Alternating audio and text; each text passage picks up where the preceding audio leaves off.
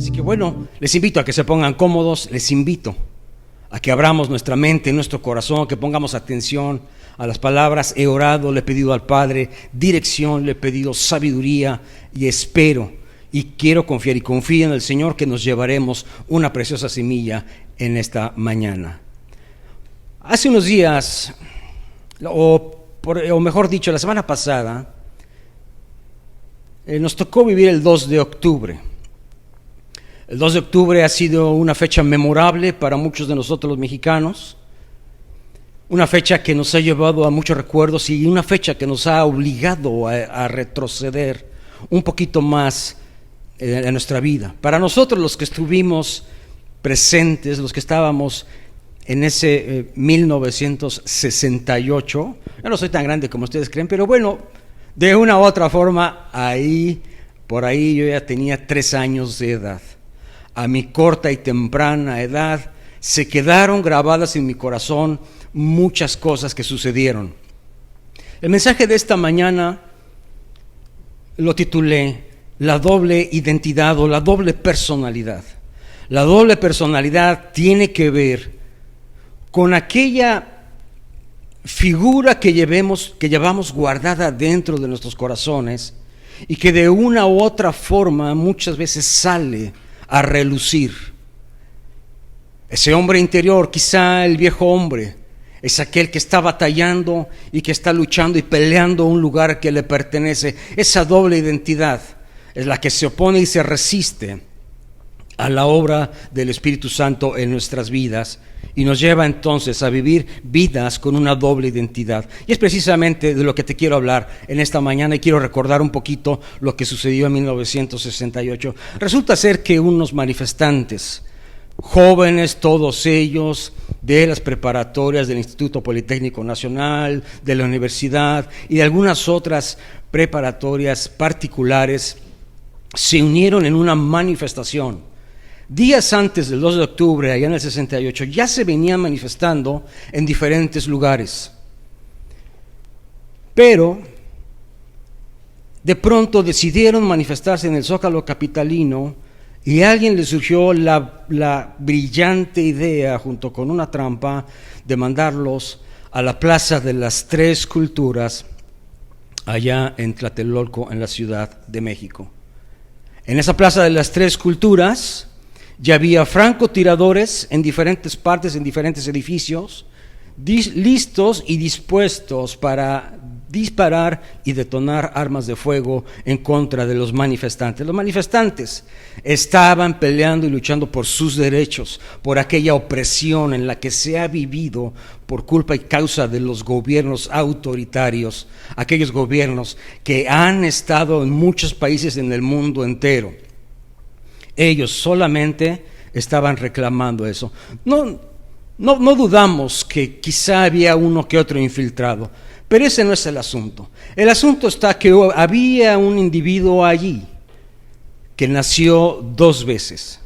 Este personaje, además espía de la CIA, es una persona que nació como oaxaqueño y que no le gustaba ser oaxaqueño porque además se sentía acomplejado por su estado y su apariencia física y era moreno, y no sé por qué piensan que los morenos obligadamente tienen que ser oaxaqueños. Es un gravísimo error de la cultura en muchas partes del mundo, y ahí precisamente a este oaxaqueño no le encantaba la idea de saberse nacido en Oaxaca. Entonces se diseñó un acta de nacimiento falsa y se nombró poblano de nacimiento.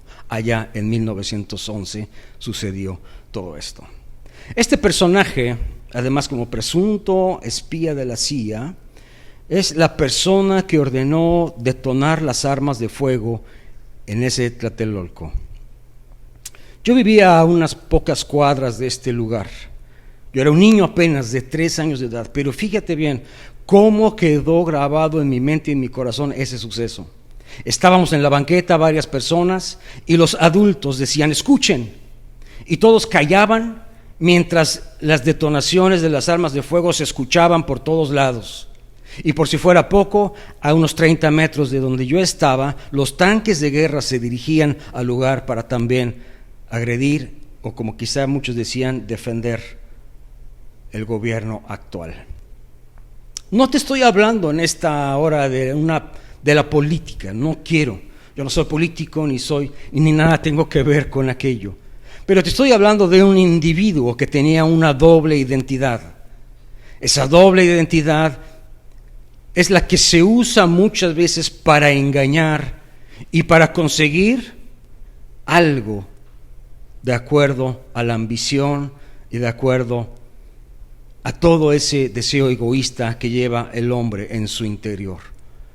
Muchos de nosotros, como hijos de Dios, también nos hemos presentado con una doble identidad.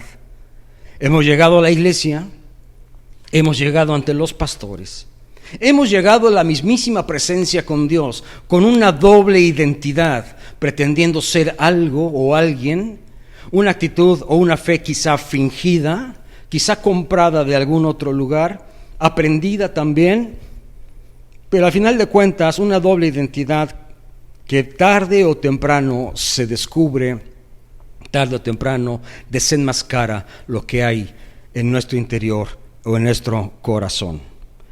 Por si fuera poco, en aquel 68 venían los Juegos Olímpicos, entonces se tenía el temor que estos estudiantes fueran a dañar la imagen de la Ciudad de México, o de los mexicanos, o del gobierno, porque venían los Juegos o las Olimpiadas en 1968. Entonces se decidió tomar esas acciones bárbaras contra los estudiantes, y no nada más contra los estudiantes. Cayeron muchas personas inocentes, muchos civiles que venían pasando y caminando por el lugar también fueron alcanzados o impactados por esas balas. Muchos de ellos también fueron apresados, estuvieron en el Lecumberri, una cárcel que actualmente es el Archivo General de la Nación, no muy lejos del lugar donde estamos hablando. Y así es entonces como el ser humano ha tratado de fingir ser algo o alguien cuando en realidad no lo somos. Este es un llamado entonces a que tú y yo hagamos un análisis, una forma de introspectiva en nuestro corazón, y que podamos ser sinceros con nosotros mismos y con Dios. Porque podemos pensar que estamos engañando al cónyuge, podemos pensar que estamos engañando a los amigos, a los mismos pastores o a muchas otras personas, pero la verdad de las cosas es que no es así. Nosotros mismos nos estamos engañando, y por si fuese poco, la verdad siempre triunfa, la verdad siempre sale, las mentiras también. Ahora, este presidente en turno tuvo la audacia también de engañar a Maximino Ávila Camacho, otro ser especial que estaba en el poder y fue engañado con la astucia, con el coraje y la sagacidad de este ahora nuevo presidente, con esa doble identidad. Te estoy hablando nada más ni nada menos de Gustavo Díaz Ordaz, la Changa. La Changa fue aquel que se atrevió a engañar a su presidente en turno, Maximino Ávila Camacho, y así hizo su carrera política, así se aventó, así se mostró al mundo, y así fueron las cosas. Hasta el día de hoy, sucesos, sangre, balas, mentiras y engaños que seguimos viviendo. Ojo, es momento que nosotros como iglesia entendamos que no podemos vivir con una doble identidad.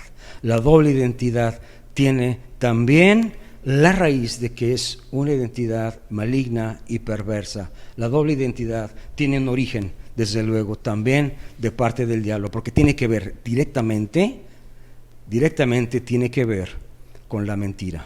Quiero que me acompañes en un pasaje en la Escritura, en el Evangelio según San Lucas. Vamos a tratar de entrar ahora sí en este tema, y ustedes disculpen un poquito, pero tuve que hacer un acordeón ahora en la noche y en la mañana, y bueno, pues aquí estamos para la gloria de Dios. Lucas capítulo 4, quiero que me acompañes. Vamos a acomodarnos aquí.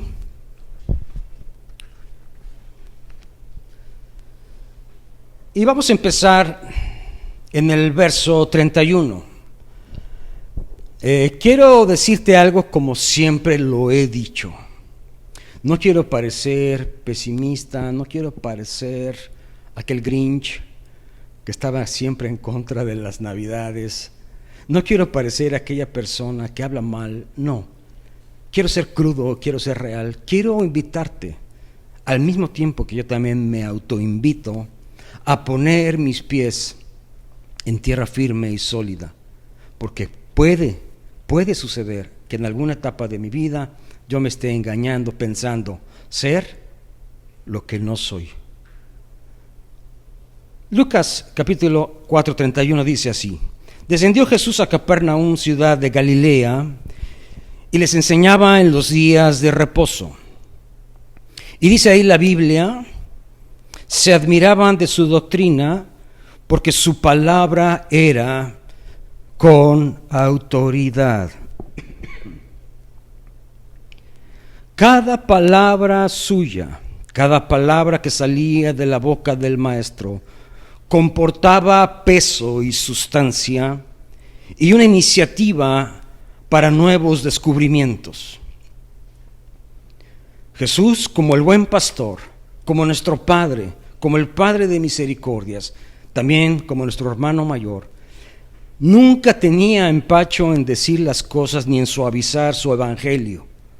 Todo lo que tenía que decir lo decía en el momento oportuno, no importando qué tenían que pensar o qué iban a pensar los demás acerca de sus palabras.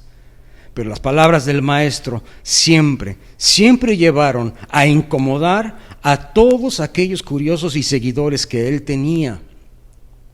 Por eso yo digo, sí, que el Evangelio de la Gracia es algo de lo que tú y yo hemos recibido inmerecidamente, pero también tú y yo hemos sido responsables de cuál ha sido nuestra respuesta ante esa gracia.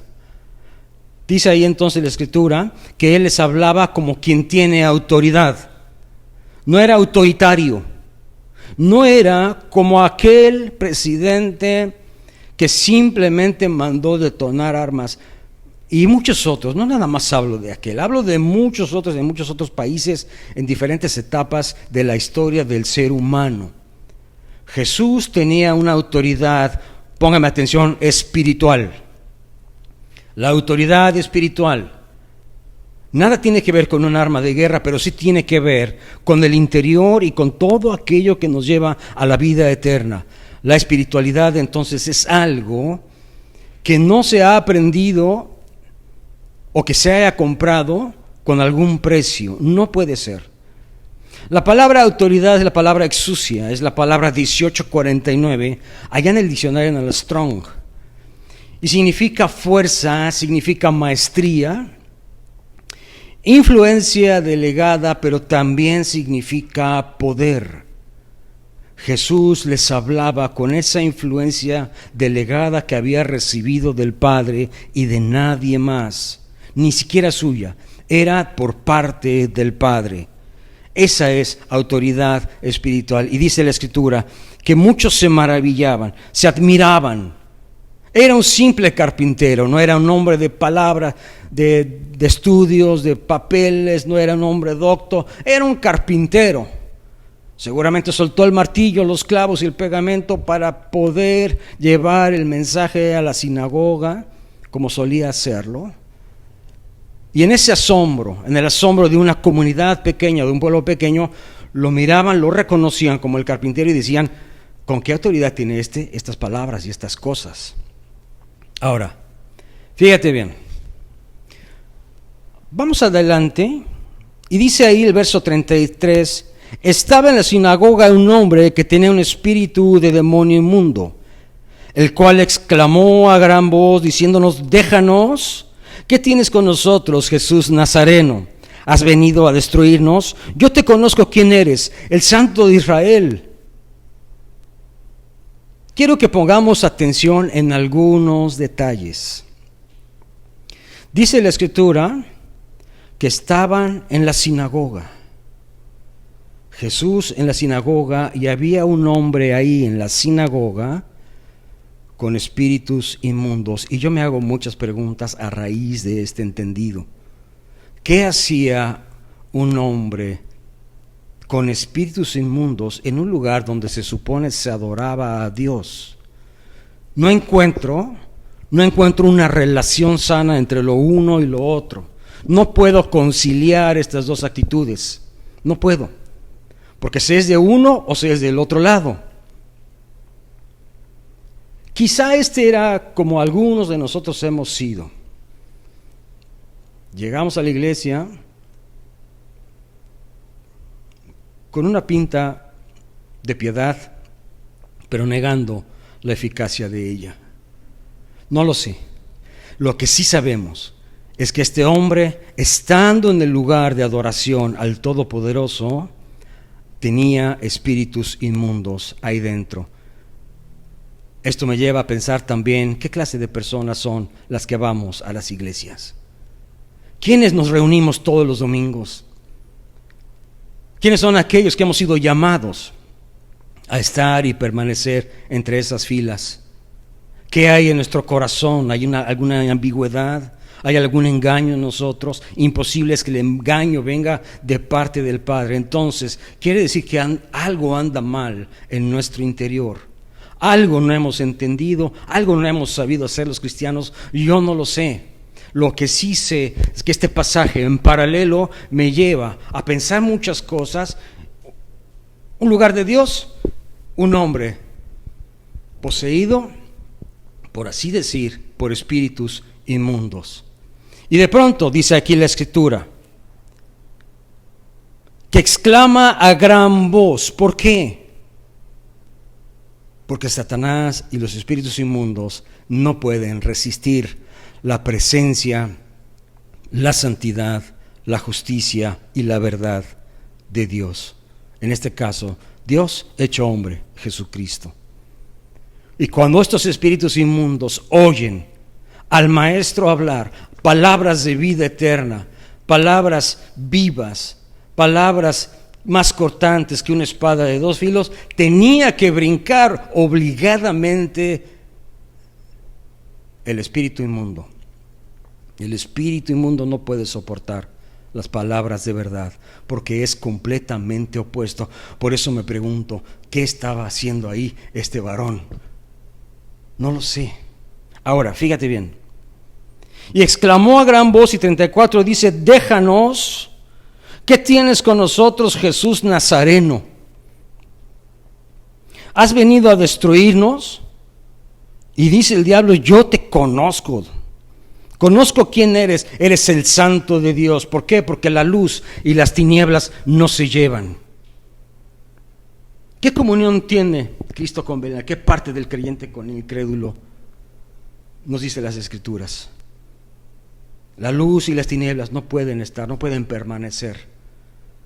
Así estaba sucediendo en ese momento en la sinagoga. Ahora, fíjate bien. La sinagoga es la palabra 4864 allá en el Strong.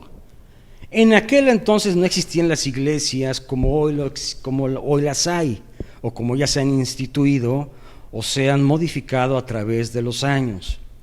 Pero sí existían las sinagogas donde los judíos se reunían a hacer sus oraciones, a leer los mandamientos, la Torah, lo que tú quieras. Ese era el lugar indicado para todos ellos. Y en la raíz etimológica de la palabra de la sinagoga es la reunión,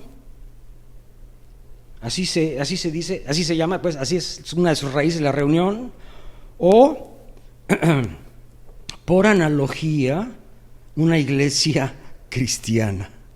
Fíjate bien, una iglesia cristiana. Entonces, puedo pensar que Jesús quizá pudiese estar en una iglesia cristiana hablando, enseñando, y de pronto un varón con espíritu inmundo ahí dentro, en el lugar de adoración, con un espíritu doble, con una doble personalidad, con una doble identidad, pretendiendo alabar a Dios, pero no puede ser.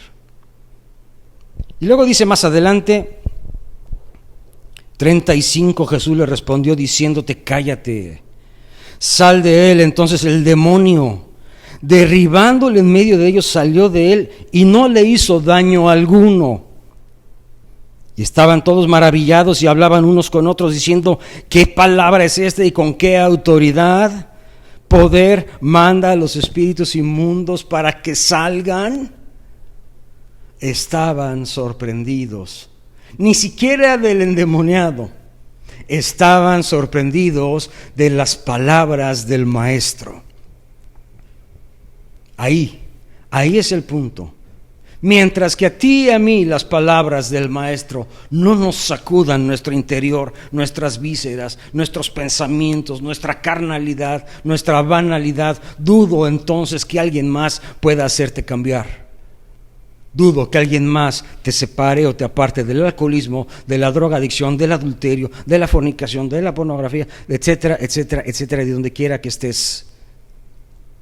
Las palabras del maestro son las únicas que tienen poder y que tienen autoridad para sacarnos a ti y a mí de aquel fango cenagoso. Ahora,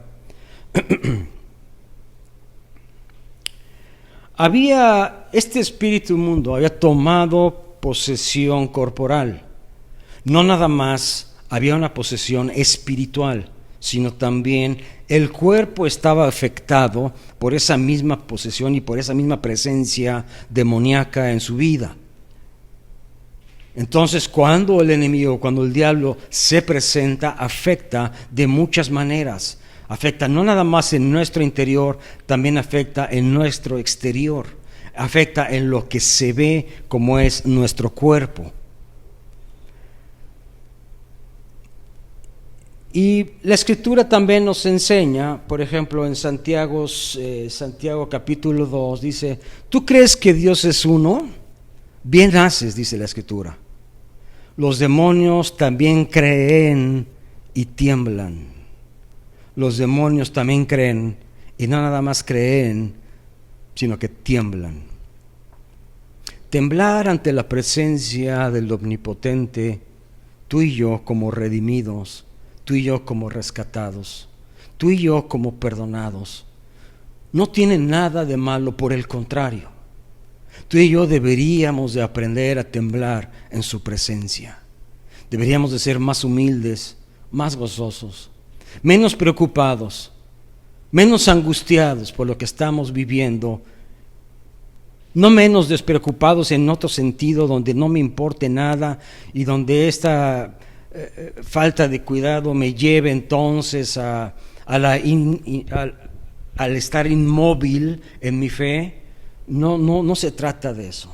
Se trata entonces de un lugar, en un estado donde tú y yo somos invitados a estar, a llegar, presentarnos y, ¿por qué no?, temblar ante su presencia, ante la presencia prometida.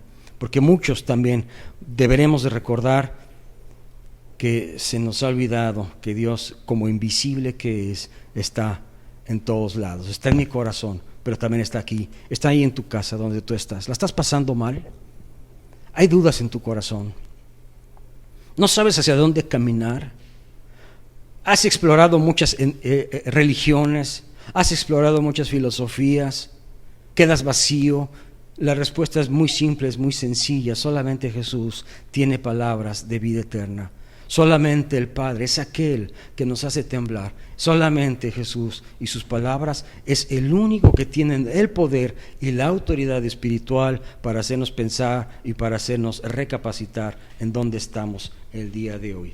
Ahora, vamos a seguir adelante. Y bueno, la palabra diablo, la palabra 1228 allá en el Strong. Hablar del diablo en estos días como que suena anticuado. Hablar de pecado como que suena religioso. Hablar de asistir a una iglesia suena como que a mocho, como que a... Podríamos encontrar muchos adjetivos calificativos cuando mencionamos todo este grupo de palabras que están escritas aquí en la Biblia. Podría ser. Y hablar del diablo no sería diferente. Muchos hemos dicho en alguna etapa, o muchos lo han dicho y lo sostienen, que es inofensivo cuando sabemos que no es así. El diablo, la palabra diabolos, que es Satanás, significa calumnia. significa archienemigo de lo bueno. ¿Estás viviendo una cosa buena en tu vida? Déjame decirte algo, el diablo es archienemigo de todo lo bueno, así como estás oyendo.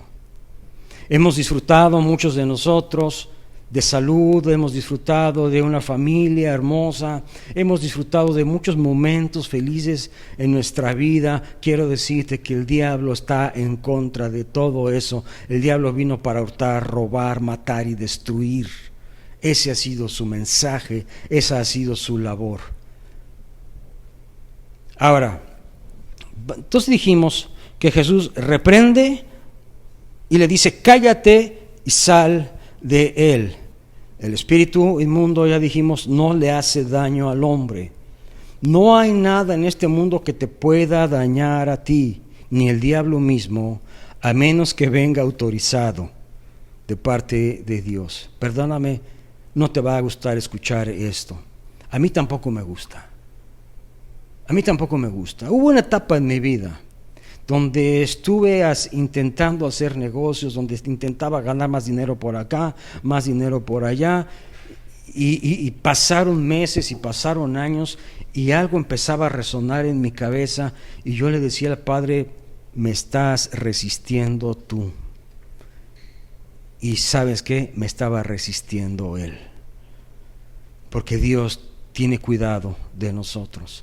¿Quién nos ha dicho entonces que lo bueno es tener un super negocio? ¿Quién? ¿Por qué vivimos encarcelados en esa forma de pensar?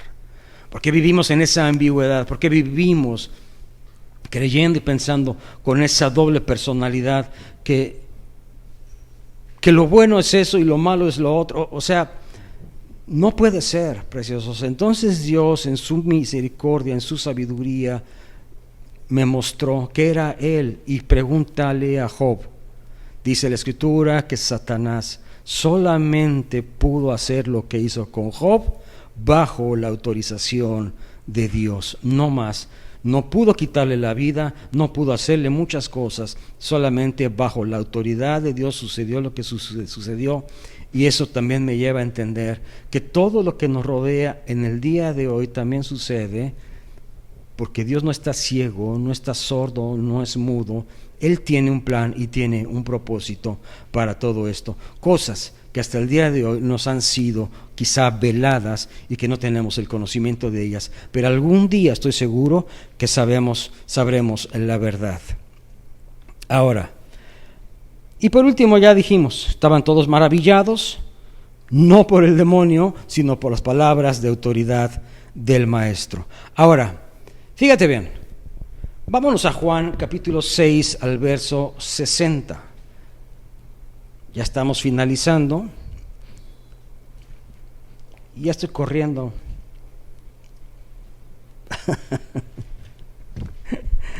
Ay. Mateo, Marcos, Lucas, Juan. Es que ya con eso de las Biblias electrónicas, ustedes, se vuelve uno más torpe, ¿verdad? De pronto digo, ¿qué Deuteronomio? ¿Qué es eso? O sea, ¿dónde está? No, o Eclesiastés, a ver. Y pues sí, pues es que en las Biblias electrónicas pues apachurramos un botoncito y sale como por arte de magia y todo aparece de pronto. Pero cuando vamos al papel, entonces nos damos cuenta de la cruda realidad. Así que bueno, Juan 6 dijimos. Déjeme encontrarlo, ahora estoy con la zurda.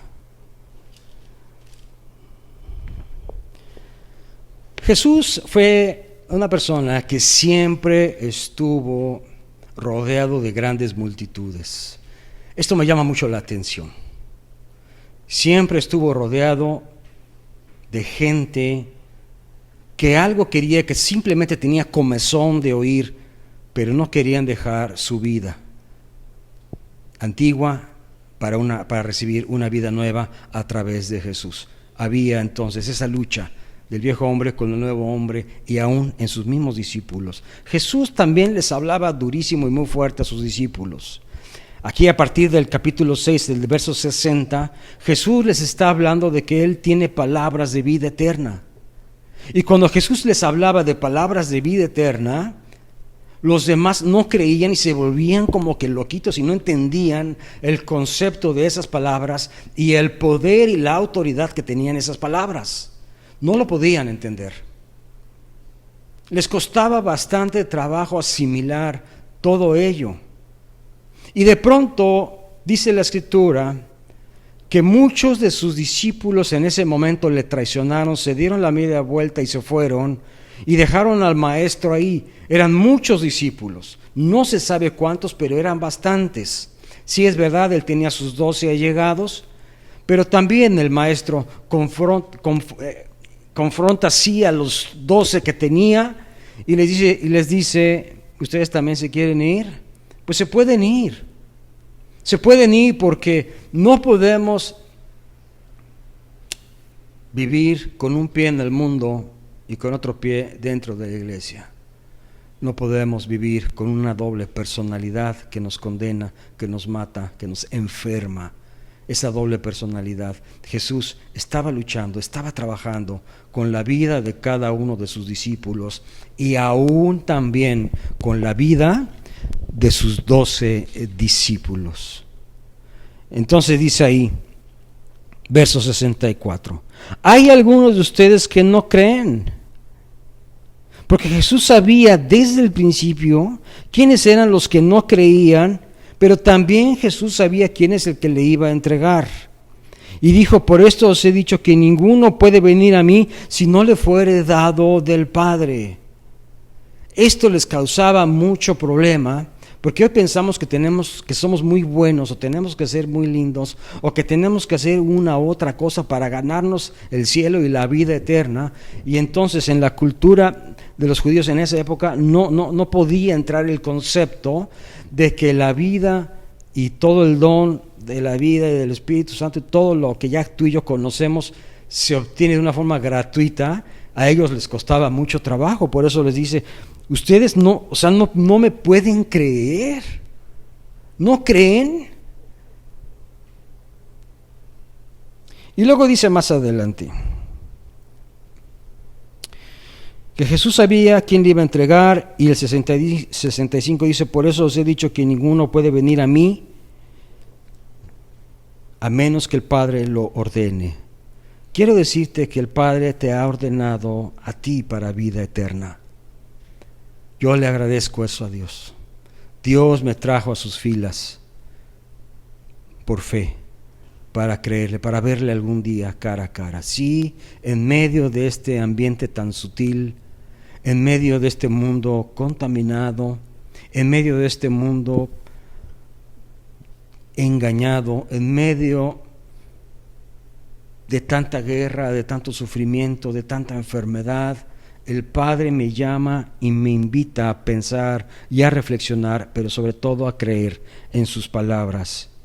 Y dice ahí, verso 66, muchos de sus discípulos se volvieron atrás, ya no andaban con él, fue una apostasía. En los posteros tiempos, dice la Escritura, se va a manifestar también una gran apostasía. Hombres y mujeres que han estado sentados en esta iglesia van a apostatar de su fe. Hombres que un día dijeron, amén, aleluya, gloria a Dios, y que traían sus Biblias, algún día van a traicionar al Maestro y se van a volver a su vida antigua. Esto se llama apostasía. Por eso yo me digo a mí mismo, ¿por qué tengo que estar vendiéndome la idea de algo que no soy?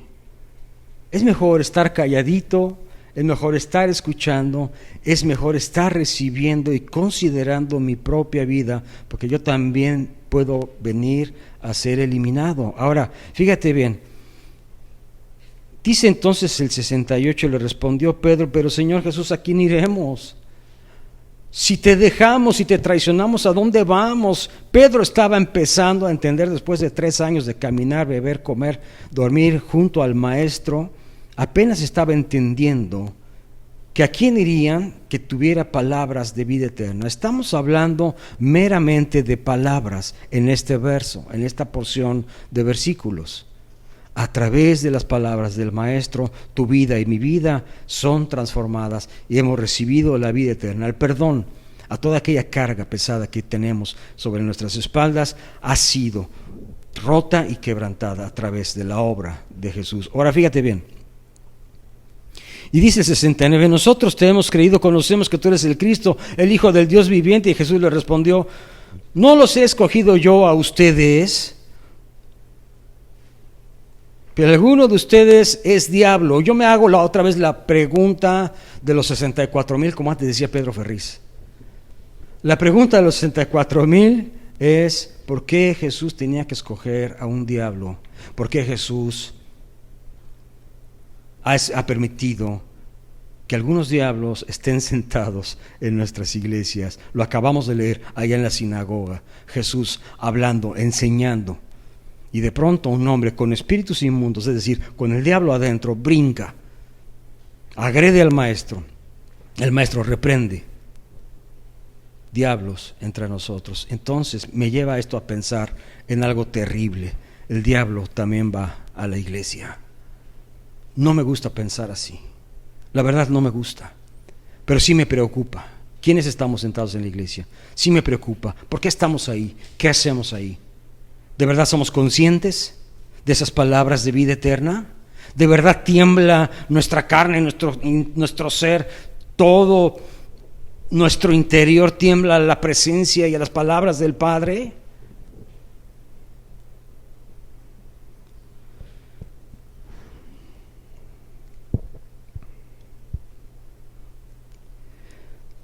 Para finalizar, ahora sí, ya se los prometo, Mateo capítulo 13. Vamos a retroceder un poquitito a Mateo capítulo 13.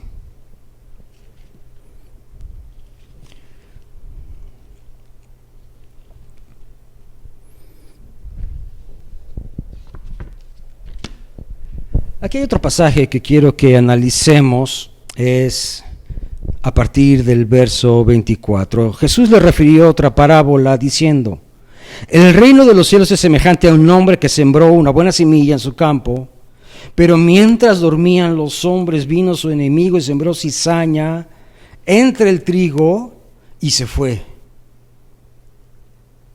Y cuando salió la hierba y dio fruto, entonces apareció también la cizaña. Fíjate bien lo que está pasando. Había un campo, había una siembra, había semillas, pero una semilla era verdadera, la otra semilla era falsa, una semilla con palabras de vida eterna, pero otra semilla no estaba bien encauzada. Ahora, fíjate bien.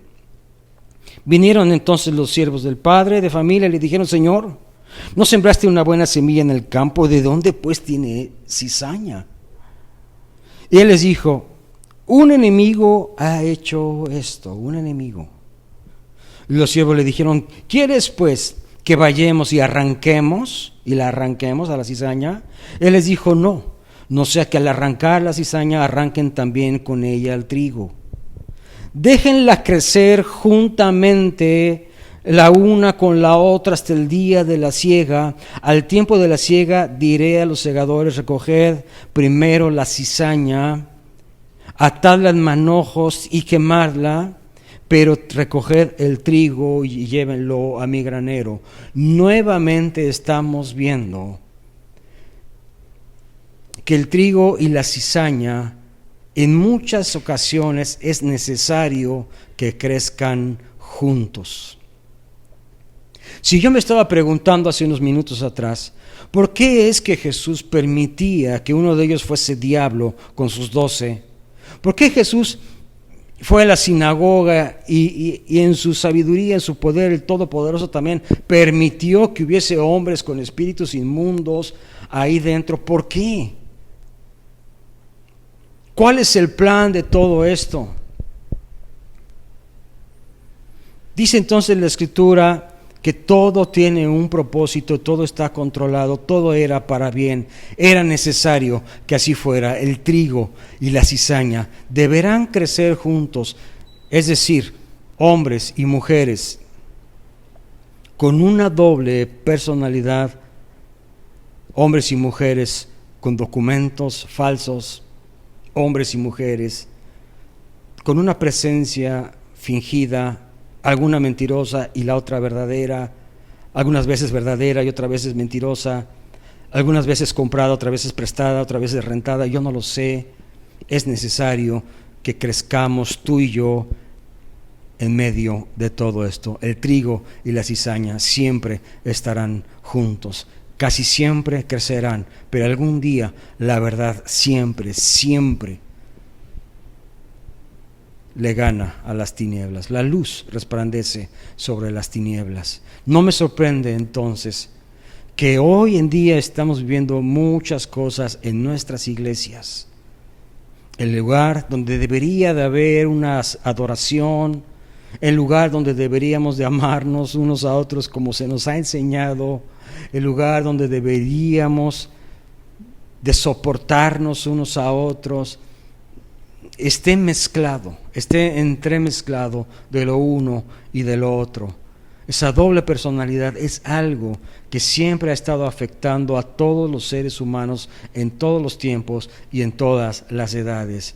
Cuidémonos pues de esa doble personalidad, de ese momento, de ese estado de pensar hoy estoy con Dios, pero mañana no. Hoy domingo soy muy lindo, hoy domingo soy muy espiritual, hoy domingo puedo leer la Biblia, pero mañana probablemente tendré flojera, mañana no me acordaré del Maestro, mañana esas palabras no tocarán mi corazón, no tocarán mis entrañas. Ese día entonces no podré vibrar, no podré temblar a la presencia del Padre. Entonces mi vida seguirá siendo la misma. El único engañado seguiré siendo yo, por mucho que quiera ocultarlo. Yo quiero invitarte en esta hora, ahí en tu hogar, en donde quiera que te encuentres, que pienses un poquito en las Escrituras. Esto no ha sido para nada un regaño, no ha sido para nada una acusación, un desenmascaramiento del estado actual de la iglesia. No. Afortunadamente las obras del diablo jamás serán superiores o mayores que las de Dios, jamás. El diablo jamás prevalecerá, jamás. Las tinieblas nunca podrán ganar. Entonces, la buena noticia en todo esto que venimos diciendo es que esas palabras de vida eterna, esas palabras son las únicas, como dijo Pedro, que son las que tienen el poder, esa autoridad para llevarnos de un lugar a otro, de las tinieblas a su luz admirable. Yo te invito a que pienses en ello, que abras tu corazón a las Escrituras, que abras tu corazón no a una religión, porque le hemos visto a lo largo de los años que las religiones no cambian y por el contrario se destruyen unos a otros. Entonces no hablemos de religión y ni siquiera tampoco nos preocupa la política actual o la pasada, pero sí la podemos utilizar como un ejemplo para saber cuál es nuestra postura como hijos de Dios. Abre tu corazón ahí donde tú estás y vamos a hacer una pequeña oración para pedirle a Dios que toque nuestros corazones. Repite conmigo: Señor Jesús, en esta hora, aunque no te veo, no te conozco, no te siento, te abro mi corazón. Muchas veces no entiendo qué hay en mi vida, no sé lo que estoy pasando, pero yo sé que tú sí lo sabes y te abro mi corazón. Te pido perdón por todos mis pecados, por todo aquello que he hecho con esa forma mentirosa de querer engañar, con esa doble personalidad en mi vida, para obtener bajo mi egoísmo todo mi deleite o todo lo que a mí me conviene, creo, o que me gusta, que es bueno para mí. Te pido perdón y me arrepiento. Y te invito, Jesús, a que entres a mi corazón. Te pido, Jesús, que toques mi vida, que me cambies. Estoy cansado de ser el mismo. Estoy cansado, Padre, de caminar, de buscar y de no encontrar. Hoy yo estoy seguro que te he encontrado, porque tú primero me encontraste a mí ahí en la cruz del Calvario. Te abro mi corazón y te alabo y te bendigo hoy y siempre. Amén y amén.